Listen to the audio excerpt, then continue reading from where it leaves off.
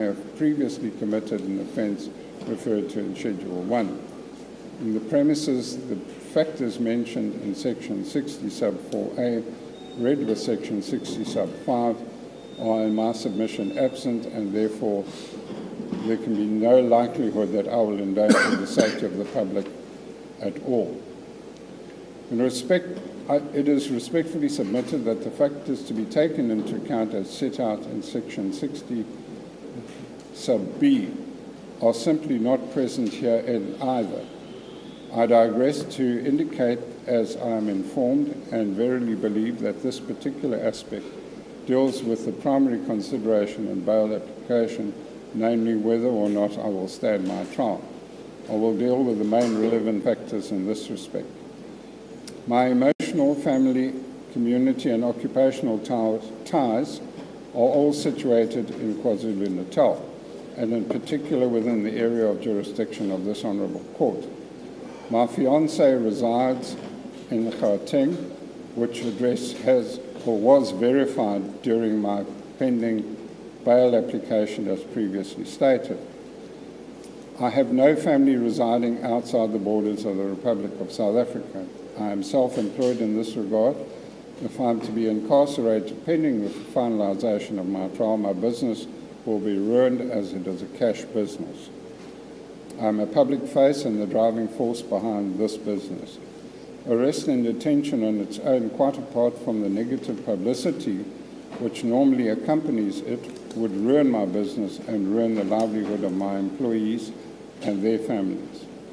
My children attend school and the school fees are paid by me from the income I generate from my business. I am able to afford an amount of 20,000 Rand for bail and cannot be able to afford to forfeit this amount of bail, which may be set by this court. I record that if I'm refused bail, I would not be able to meet my monthly obligations. The minibuses I owned are subject to monthly instalments from financial institutions. I respectfully submit that the strength of the state case against me is insignificant and is allegedly based on circumstantial evidence. I challenge the state in this regard to provide any eyewitnesses to my partaking in the killing of the deceased and any objective evidence such as fingerprints lifted from an object or a place which may place me in a compromising position. The unlawful conduct of the members of the SAPS in forcing me to confess amounts to exceptional circumstances on its own. Their conduct amounts to a gross negation of my constitutional right. It also shows extreme malice on the part of the state, and such conduct profoundly affects the fairness of the investigation, progress, and any future trial.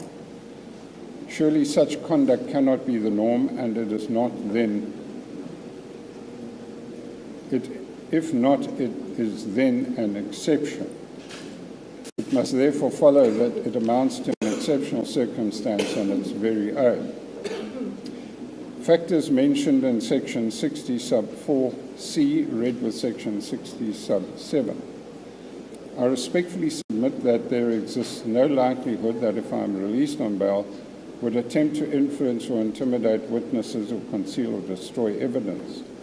In this regard, it would appear that all exhibits the police to prove charges are in possession of the state, and therefore there's simply no way that I could conceal or interfere with or destroy any such exhibits.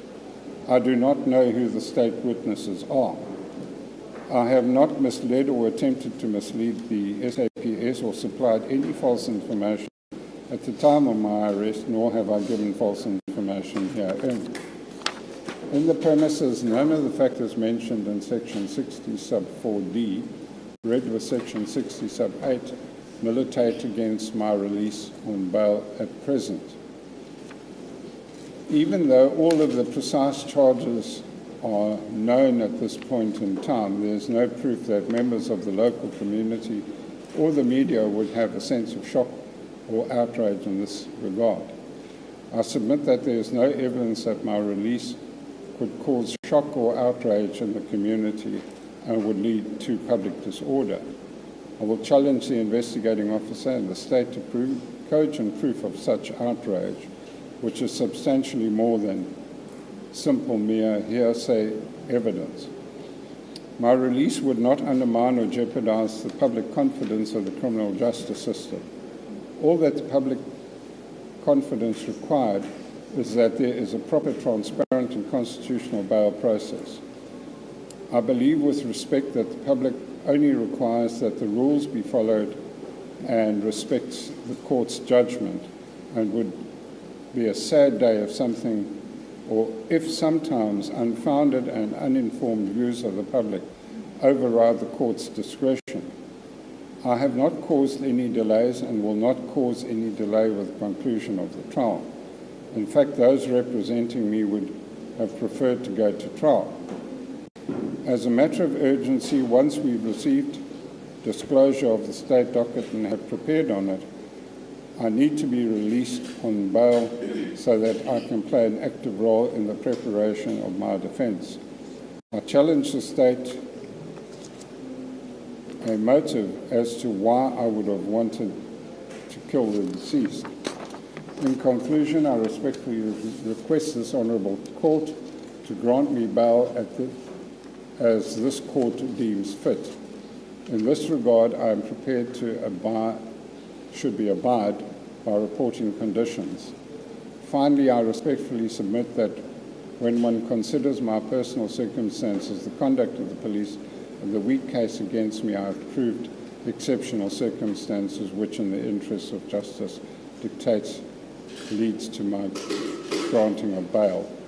The matter has been, or the affidavit has been signed by the accused. There is a confirmatory affidavit to Kusinde Ndemande. Do you hereby make oath and state I'm an adult male, I'm a South African citizen who's with identity number that, residing at Osilwane Reserve in Pangeni, Tribal Authority. I am a Ward 13 councillor. The contents of this affidavit are within my personal knowledge and belief, unless the context indicates to the contrary, are both true and correct. I am duly authorised to depose to this affidavit and deal with those proceedings on behalf of the applicant. In my capacity as ward councillor, I am responsible for the day-to-day administration of the ward, including issuing proof of addresses to residents under the tribal authority. I've read the founding affidavit of the second applicant and confirm the contents thereof as far as they relate to matters concerning my ward. I can confirm the above-mentioned individual is a resident of my ward. For ease of reference, I append a copy of proof of address issued by my office, and that is annexed to the affidavit. That is the case for the second applicant, George. You confirm the content of this statement, Mr. Ndemande?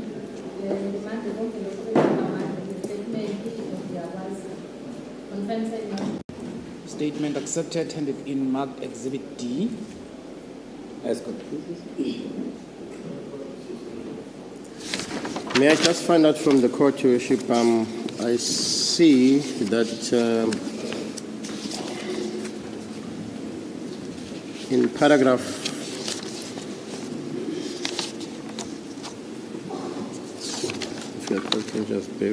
in paragraph 12 of the applicant's affidavit, there's reference to I append a copy of the charge sheet annexed here in YY2. Does the court have it? I do not have. Because my copy does not have it.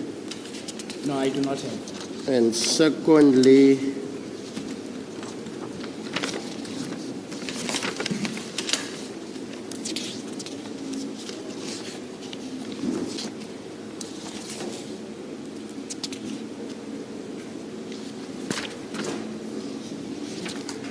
paragraph 36 of this Exhibit D, the applicant says, I own 4 minibus taxi. For ease of reference, I append a copy picture of minibuses. Just want to check if the court has the attachment there too. There are no pictures attached. And then lastly, the attached document on the last page. Just want to make sure that I have the same copy as the court. It says, I, Councillor Tulagusinda Ndimande, ID number 8307025255, 085, to authorize representative of Mfolozi local municipality in Ward 13, hereby confirms that. Is the name given in that? And there are no names or ID number. With ID number. Oh, okay. I just want to confirm if I've got the same with what my colleague was saying. I don't know then what they intend to do, whether this affidavit we should indicate that Exhibit YY2 and the photos of the taxis are not attached, or they want to attach same before we proceed. Mr. Volmalans? Thank you, Your Worship. This is clearly an oversight by those instructing me. May the matter stand down so that those copies can be obtained and handed to Your Worship. Okay. How much time do you need? Sorry, Your Worship. How much time do you need? How much time do you need? 10 minutes. About 10, 15 minutes, Your Worship. 10, 15 minutes. Okay, the time is now 20 past 11. The court will adjourn until 25 to 12. Court adjourns.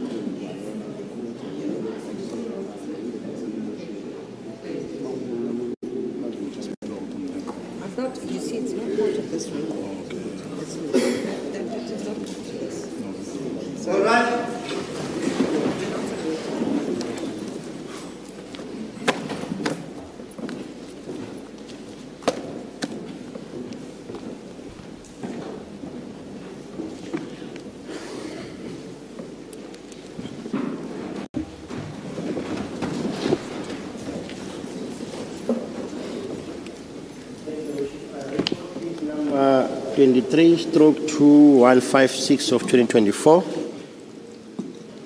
State versus Lindoguhle, Tabani Mkhwanazi, and 4 others. Thank you, Your Worship. I've now obtained a copy of the charge sheet and the photographs, etc., that are mentioned. May I hand that to the court, please?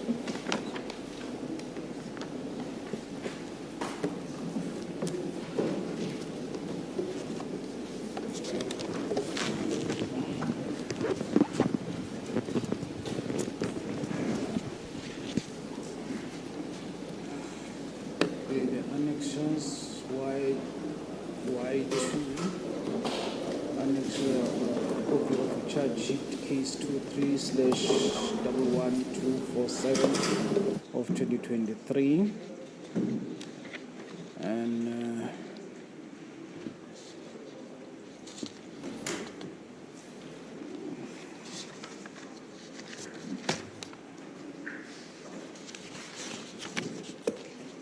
photos of the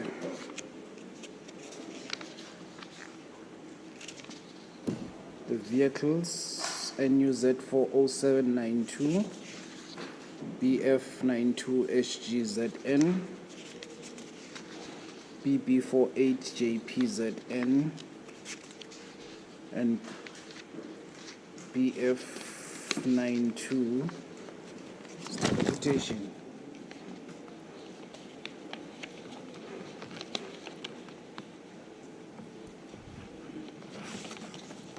That covers all the annexures, Your Worship. I'm looking at BF92SGZN. There are 2 photos of one and the same vehicle. Your Worship should have 4. I've got 3 different vehicles. One is duplicated. Sorry, which one is duplicated, Your Worship? BF92SGZN. Does Your Worship have BF28SP? No, Then that's the missing one, Your Worship. I do apologize.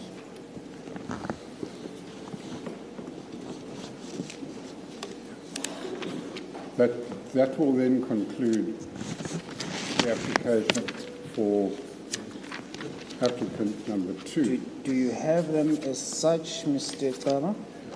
I'm just trying to source one because there's also a duplication. It's BF28SP, I've got it now. Okay. For the record, I have NUZ 40792, BB48JPZN, BF92HGZN, and BF28SPZN, 4 different vehicles. And YY2, the charge sheet, or copy of a charge sheet in case number 23/11247 of 2023.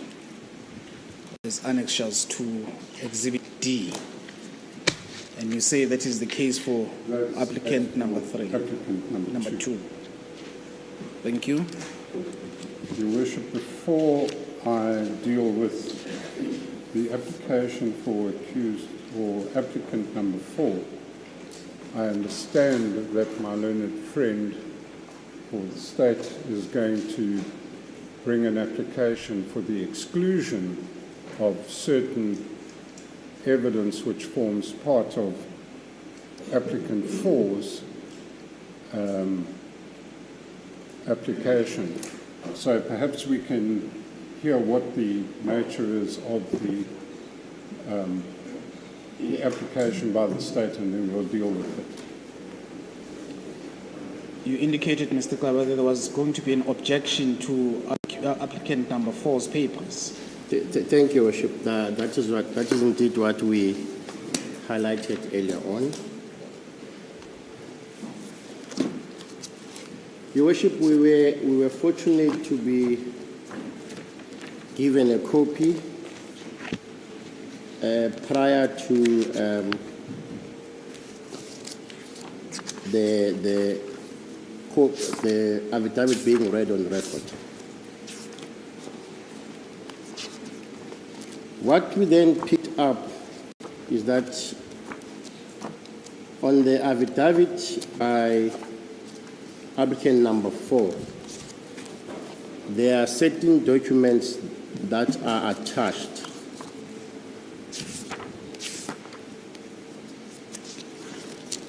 The first one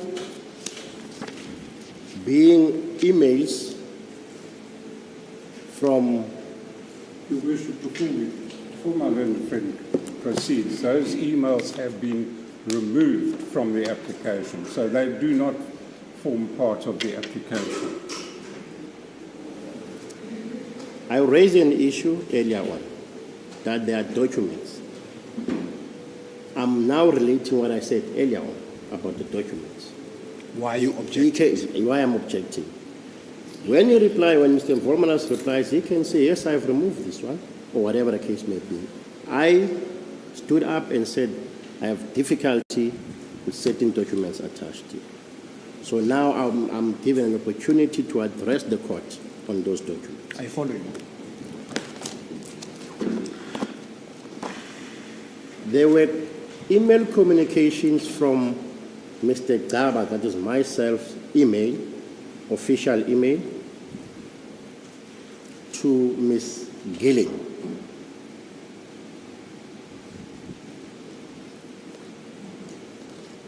And some of my colleagues at work.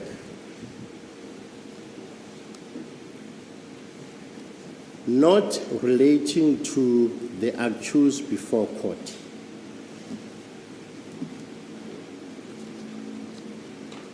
And therefore, there was no need for myself, as the person who was generating that email, to include any of my colleagues before court, meaning Mr. Tele and Mr. Dlamini and Mr. Mlodra and Mr. Volmarans, in that email.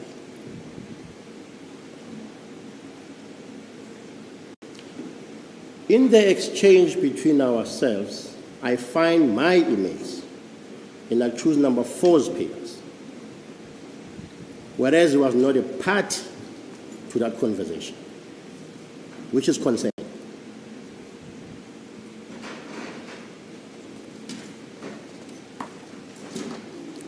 I'm asking myself how, for starters, did they manage to get hold of the emails between myself and Ms. Gillen? Not relating to this matter, yes, to the matter in Eswatini, but they were excluded because that email was specifically for Ms. Gillen.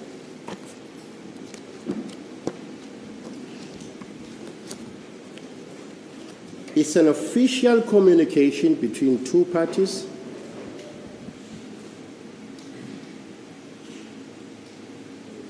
excluding others for reasons known to those parties who are party to the communication. And it was meant to be kept in that fashion. Hence, we were shocked when I saw that my emails form part of accused number 4's application. Before the matter started, I went to Mr. Volmarans and Mr. Tere to inform them this is a problem. Hence, Mr. Volmarans is now indicating that they have removed it. But it has to be placed on the record, because I indicated earlier on my concern.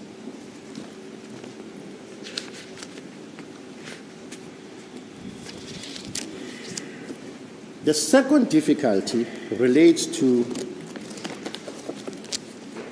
a charge sheet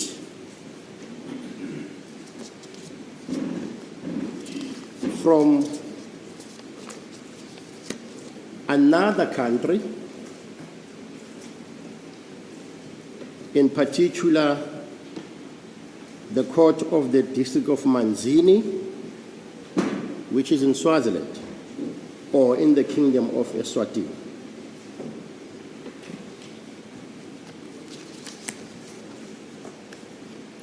Purports to be the record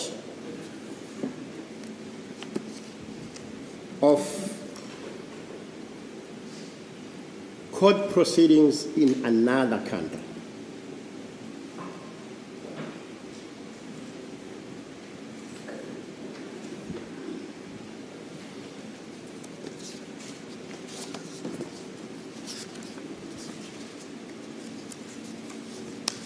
My understanding is that Section 235 of the CPA indicates how court records can be presented in court. And it is jurisdictional in a sense that it applies in the Republic of South Africa.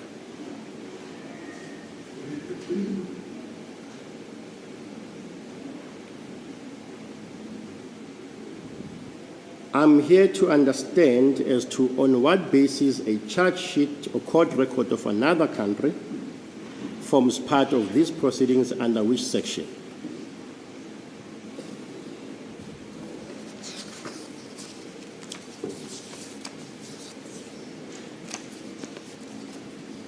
One might argue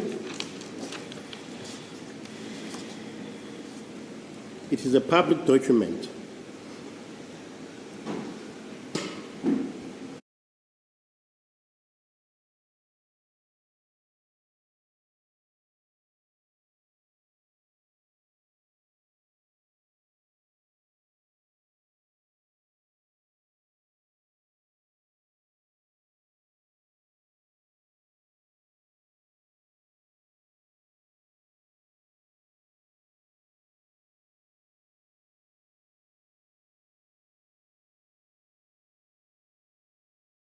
This particular court. We do not have it.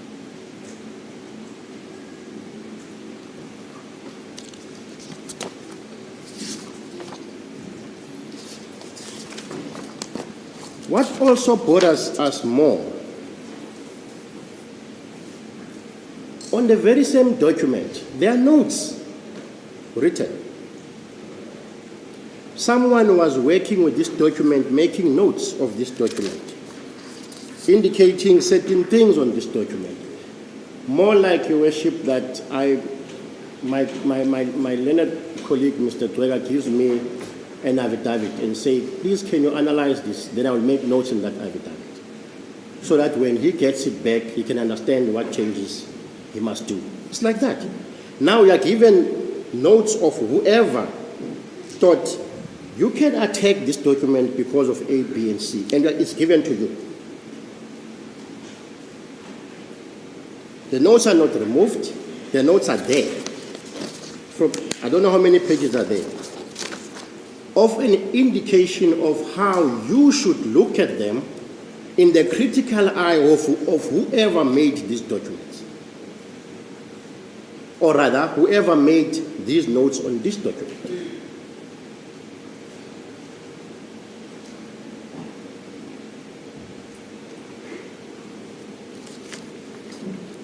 It does change materially the actual document that was handed in court. How would you tell, if the copy is not certified, that the document that is being handed in this court is the actual document that was handed in that court? Because this one now has got notes written on it. We don't know whether it's a magistrate who wrote on the paper or someone else, but from what I'm seeing, it appears that an attorney or whoever got this made reference to certain things in these documents, of which you should not have sight of that at all. But I'm still standing here not knowing who made the notes, because this charge sheet is not certified.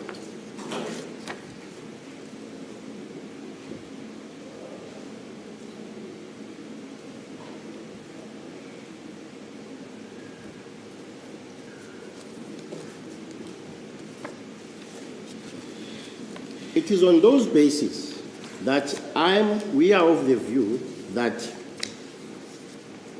these cannot be admitted in this court. Unless there's anything else you wish. Oh, just a second. May I approach my colleague?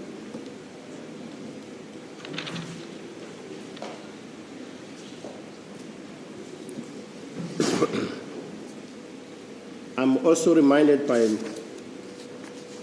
my partner that the document itself, the charge sheet itself, does not relate to any of these accused.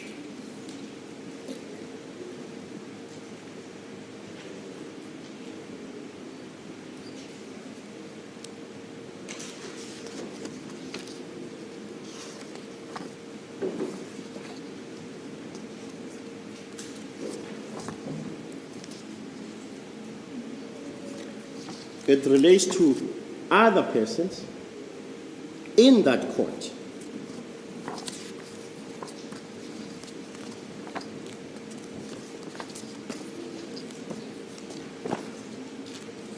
In that court of Eswatini. Of Eswatini. This morning I indicated to Mr. Tele, you are attaching in like choose number 2's application a copy of a charge sheet which you indicated is YY2. I said, please attach the entire charge sheet because you are attaching a court record. You cannot attach a piecemeal of a court record. I was hoping he was going to do it, hence I am also standing to say we have indicated to him that we will attach the entire court record in our replying affidavit because you only took a few pages of the charge sheet.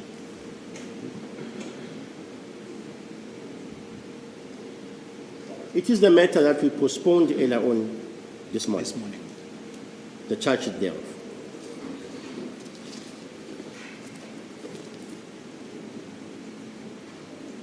Therefore, it is on this basis that we are saying the rules of admissibility, even though we are in a bail application, but it does not mean it's willy-nilly. Because you typify a document. I will make an example. With applicant number 2, the last document before the others were attached, it was typified or typified as a letter from the councillor, Mr. Tindimani. It's got letterheads and everything. Then you know what you're talking about. You saying I'm attaching and I'm saying this is a charge sheet. If this is a charge sheet, it then must follow the rules of how a charge sheet must be admitted in court. More so of a country that is not under the provisions of Section 235 of the CPA. On those bases, therefore, there are inadmissible portions of Mr. Kwabini's bail application affidavit, and we request that those be removed. My learned friend, Mr. Vollmerans, has indicated to me he has removed at least the emails referring to myself and Ms. Gilling, though we're still concerned about that, but we'll deal with it as the application goes on. Those will be my submissions, unless there's anything else that my worship wants to be addressed on. No, there's nothing that I want to hear from you. My concern is, how did Mr. Vollmerans or Mr. Tele get hold of the emails between yourself and Ms. Gilling? I have no idea. Thank you, Mr. Thank you. Mr. Vollmerans. Thank you, Your Worship.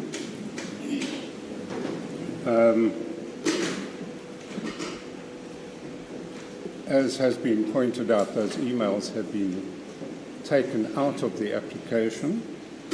But what was the purpose thereof in the first place? Your Worship, Emails that pertain to other parties other than your client. it pertains to a matter which my instructing attorney is the instructing attorney in the matter in Eswatini.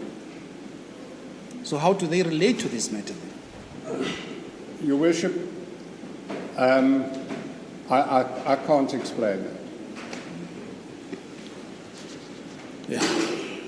Now, Your Worship, none of those emails in any event are marked without prejudice, but I'm not going to take that any further. Your Worship, as far as the charge sheet is concerned, around Your Worship here are 7 TV cameras. And every one of the news houses that they represent, as well as the numerous other journalists present, all know about the charge sheet and probably have possession of it. It's a public document. Everybody knows about it. The minister makes reference to it. So the Commissioner of Police makes reference to it. Mr. Cele represents the two people in Swaziland. They provided him with copies thereof. So, and the application for their extradition relates to this matter, not to some other matter, relates to this matter. Therefore, Your Worship, there is or should be no problem unless the state has got something to hide. Yeah, but what is the relevance of a charge sheet in these proceedings at this point in time when the people concerned in that charge sheet are not even before this court? Your Worship, that record is relevant because we all know that those people are going to come back here. And once they are back, there's going to be an application for bail. And then the same old story about, well, why wasn't it mentioned before, is going to come up. We have a similar situation. But Mr. Volmarans, with respect, I'm sure even if those people do come into South Africa and bring a bail application, it will not be before this court, in all probabilities. Your Worship, the facts that have been given there relate to this matter. In any event, Your Worship, we're dealing with a bail application. The rules of evidence are somewhat relaxed. Hearsay evidence is allowed. So, Your Worship, there's another, my learned friend has referred to Section 235 of the Criminal Procedure Act, quite correctly. But there is an act which overrides that, and that is the accused's right to challenge evidence.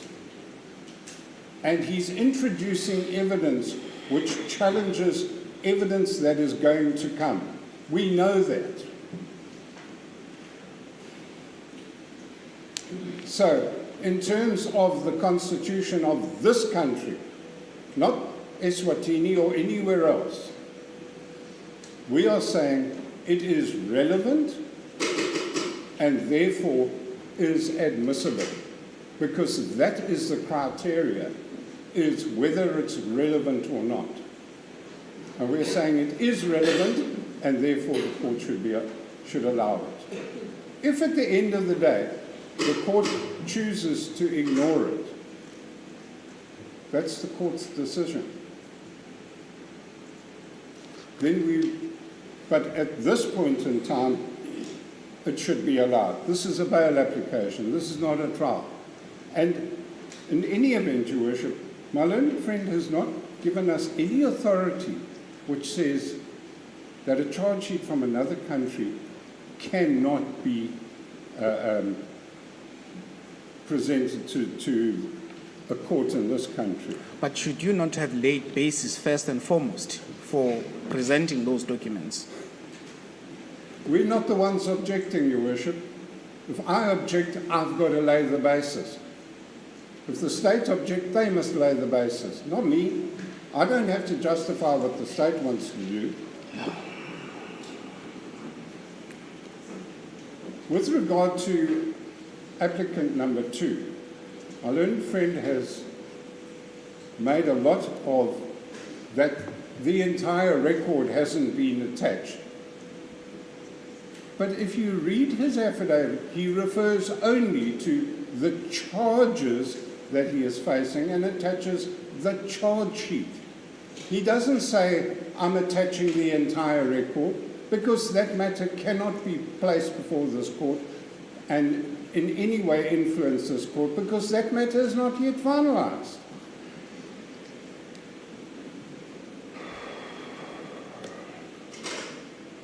So, Your Worship, it is my submission that there is no reason why the documents attached to the applicant's affidavit should not be allowed. Unless Your Worship wishes to hear me on some other aspect, that's my submission.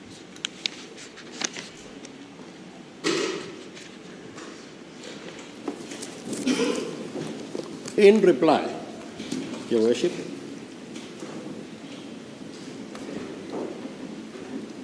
this also complicates things further.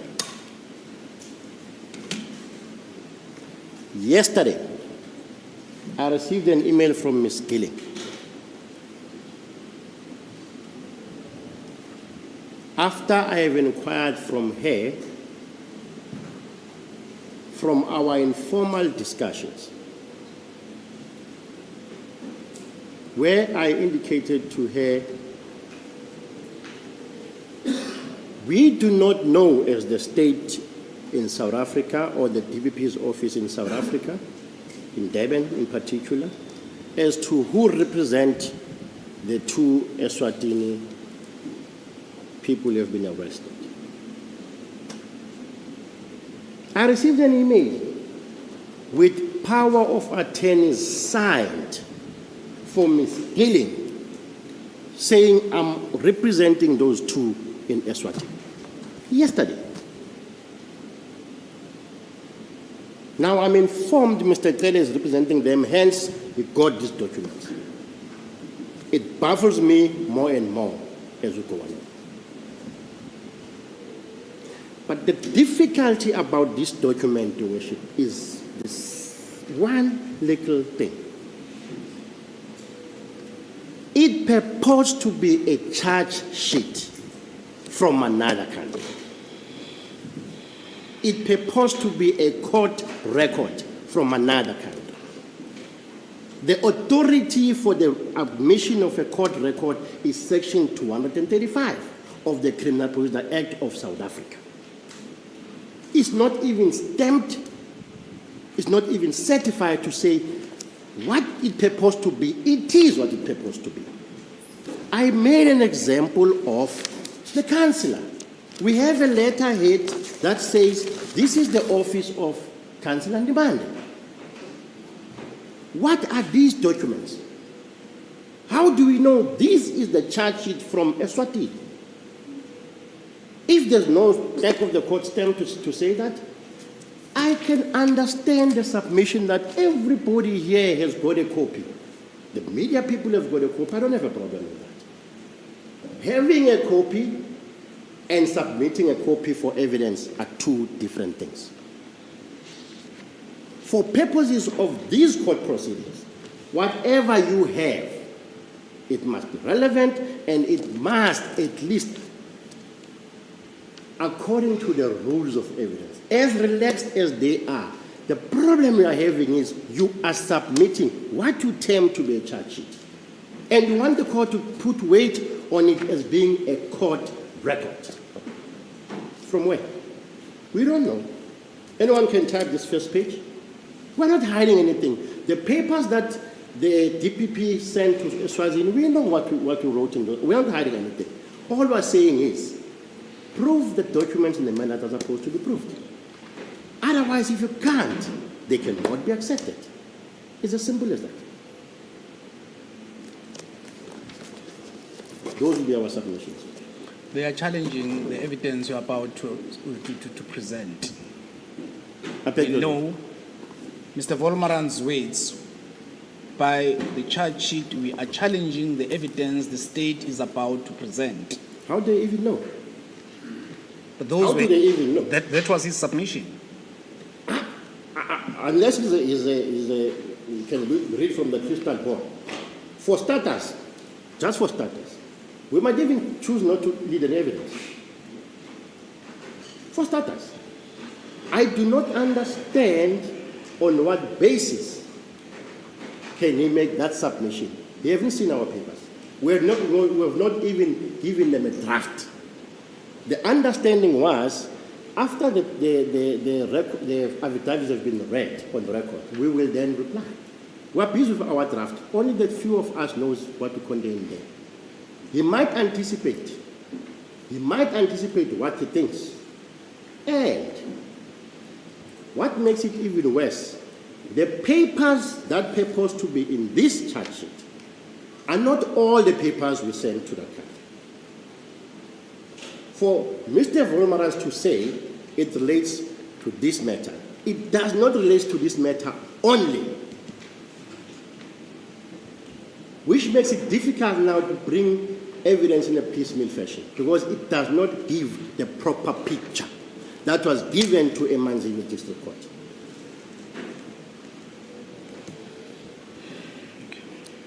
It was indicated right from the beginning, after the state has filed its affidavit, they will be given an opportunity to reply. Therefore, wait and see what has been filed and then respond, and not anticipate what you think is going to be filed. Because it might be different, you might be surprised. There might be anything at all. Therefore, wait. If you want to use this, in all fairness, follow the rules. Then you reply whatever you want to reply. It's irrelevant, as I said earlier on. Secondly, we don't know what this document is. Those are my submissions.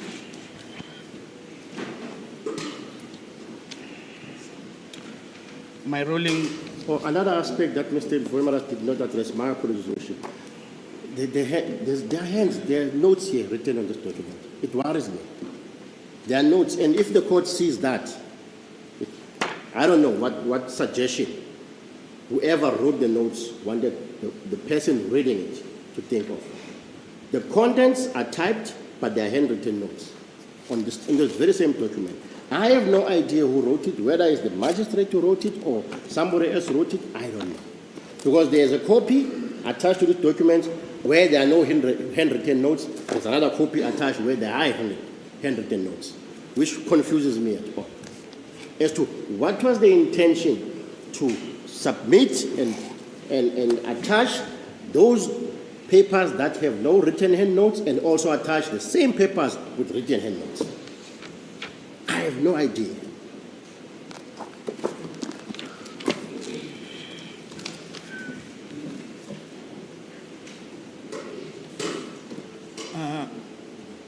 My ruling is that I refuse to see the charge sheet from Eswazini.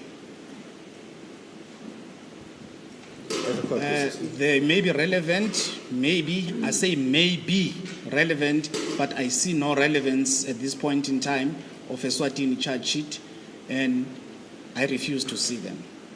And moreover, I appeal to all the court officials to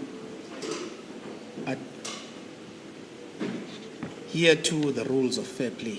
This is a bail application, I agree, but the rules of evidence are applicable, and I appeal that we adhere to the rules of evidence and commit ourselves to a fair play. Thank you.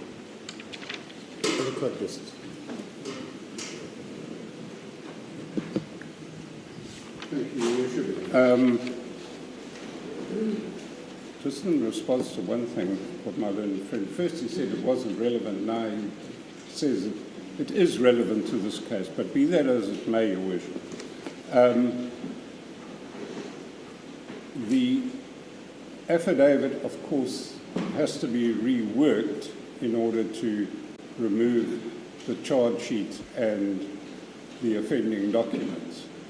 So, and I notice, Your Worship, that it's already 20-1, and I've been informed, I don't know whether correctly or incorrectly, that the court is going to adjourn at 1 o'clock because there's no water in the building. I don't know. Nobody has informed me. My learned friend indicates that that is the case, Your Worship. So perhaps we can roll the matter until tomorrow as set down.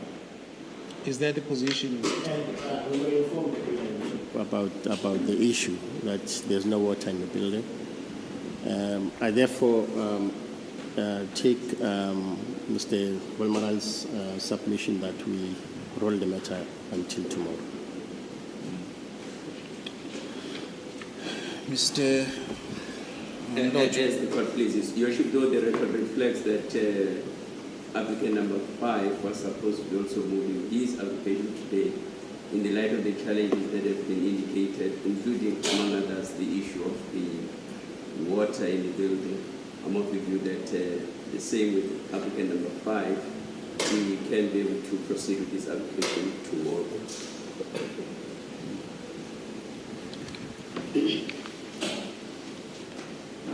I want to place on record that I'm a little bit perturbed about the manner or the pace at which this bail application is proceeding.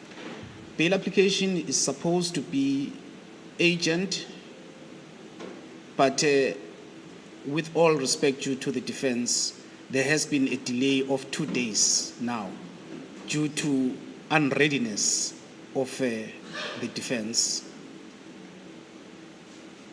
I'm just placing that on record that it is disturbing on my part. But seeing that it is by agreement and due to circumstances beyond anybody's control, that the matter should be postponed until tomorrow, which was one of the days that it was set down for, the 18th, I therefore order that the matter shall then be postponed. Applicants may rise.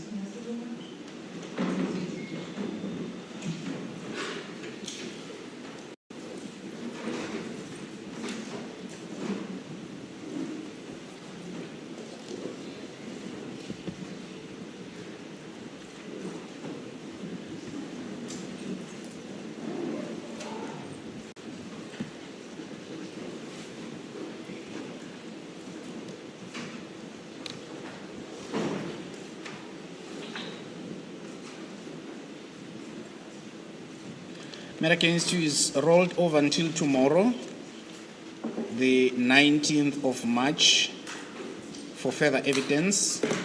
You will all be kept in custody, Westville Correctional Institution.